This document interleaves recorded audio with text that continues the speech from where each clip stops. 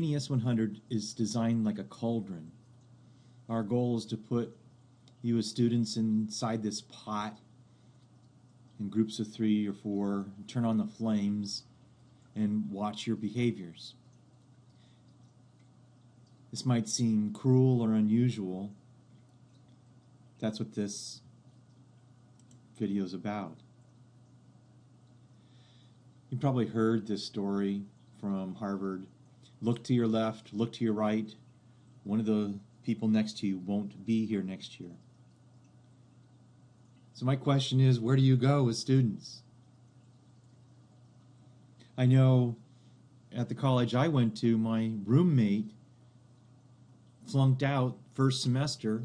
I expected him to be gone over Christmas break, but instead of being gone, the faculty, the alumni, and everybody were treating him like the next best thing since sliced bread. He was working off campus on projects of his own design, on patents of his own, and everybody was trying to make money off of him. So where do you go? I mean, you don't go to failure. Now, the modern version of this is why A students work for C students. This is sort of an outline of this book right here. C students hustle. C students have creativity conflicts with other people. They don't care how daddy did it. They go with their gut feelings. C students don't care if they're perfect. They embrace imperfection. C students are not afraid of a bad grade. So where do you project yourself into this? NES 100 does ask the impossible, sort of like boot camp. We're going to force you to prioritize. We're going to force you to start behaving self-sufficiently.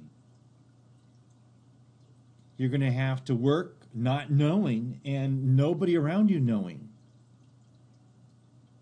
You're going to have to figure things out on your own. You're going to have to deal with the frustration of that, the fatigue of that. Working till you're exhausted often is the only way that your brain will open up, and overnight you'll learn something. And the next morning it'll be easy. You've got to get over your fear of failure. Engineers work from failure to failure to failure until they reach a success. You've got to work in a group, not in a team. It's not like a baseball team where everybody's emotionally on the same page. Project managers in the engineering world want to see tension in the group. That's when the best ideas, that's when ideas are debated. Yes, this course will cause immature behavior. It causes immature behavior in students. It causes immature behavior in me, in staff. It's always something we're working on. So that's why I want to spend the time here right now talking about maturity. So we're going to prepare you for life. We're going to put you in over your head.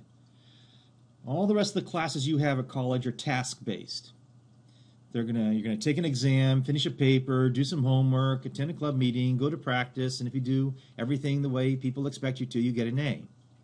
But the workplace isn't like that. The workplace has nobody telling you what to do. There's no scheduled end. It's a mashup of activities.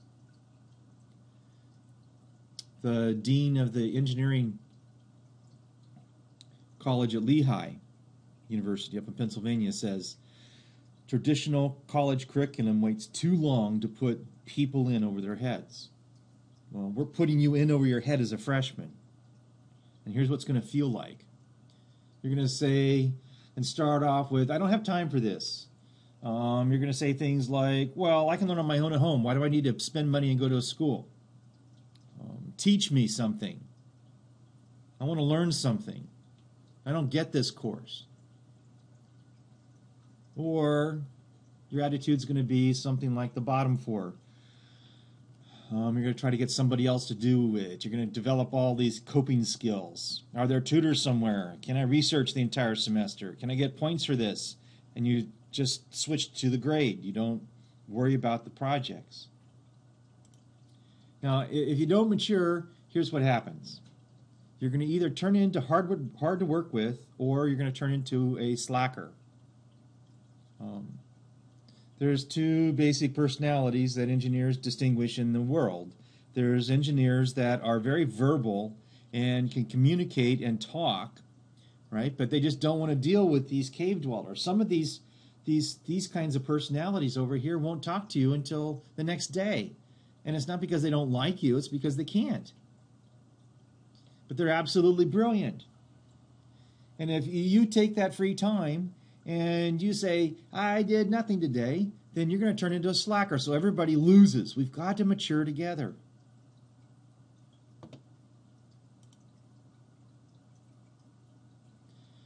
So if engineers don't mature and they get out in the workforce, what happens is you have disasters.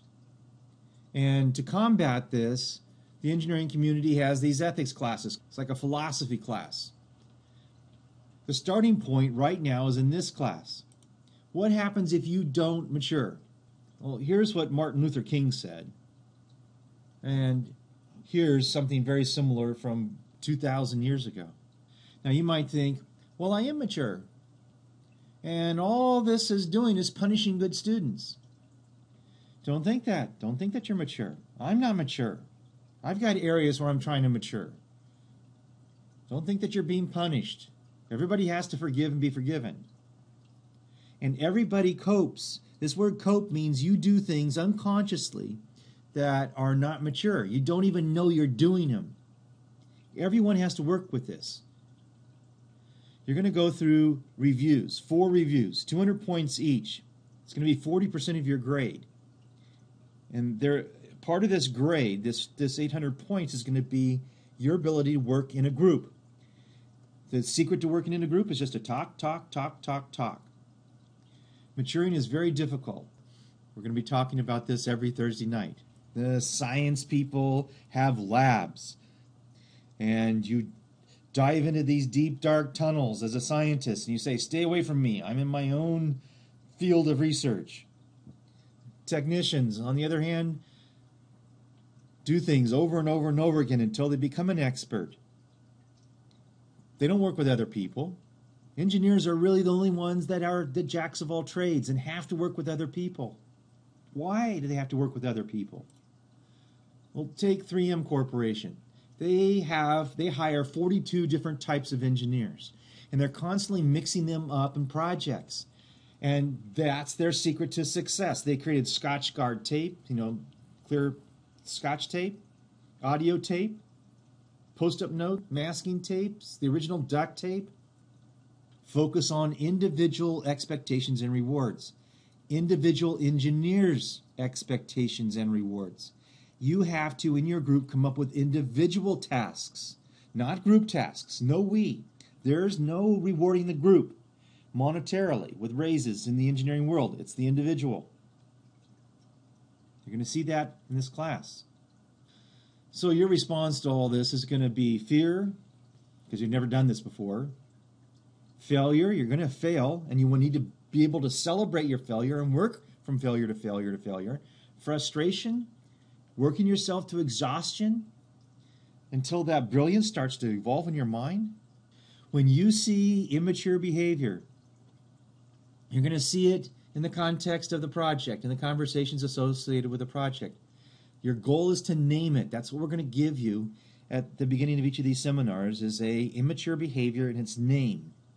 Your basic response to keep the group together, to keep everybody going, is to say, I'm sorry, let's get back to the project. Now we're going to get more nuanced than that coming up. So here's number 1. You're going to be in your group and somebody's going to say, I don't have time. This is a coping skill. They can say this unconsciously. I've seen some of the most brilliant, potentially brilliant engineering students say that as a freshman. I don't have time. So what's your response? Well, I'm sorry, you don't have time. Things happen. We need to adjust project activities and tasks, right, to accommodate for the fact that you're not going to be working with us this weekend. If you're the one saying it, you've got to change your life. If you're the one that's saying, I don't have time, I have a job, I have problems, please have empathy for me. You've got to stop the conversation from being about you. You got to stop class time being taken up talking about your life's problems. You got to switch to engineering problems with the atoms out there.